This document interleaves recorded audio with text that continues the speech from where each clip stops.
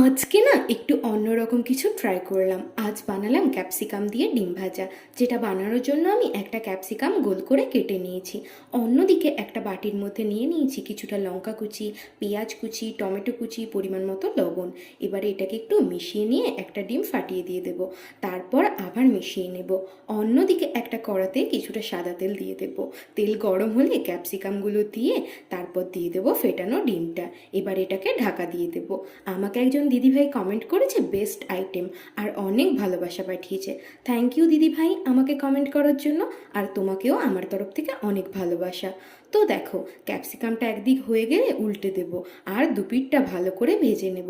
তো রেডি হয়ে গেল আমাদের ক্যাপসিকাম দিয়ে ডিম ভাজা। আমার ভিডিওগুলো যদি তোমাদের ভালো লেগে থাকে তাহলে প্লিজ একটা লাইক কমেন্ট করে দিও। আর যারা যারা আমার চ্যানেলে নতুন আছো তারা প্লিজ আমার চ্যানেলটিকে সাবস্ক্রাইব করে আমার পাশে থেকো। তো আজকের মতো তোমাদের সবাইকে টাটা।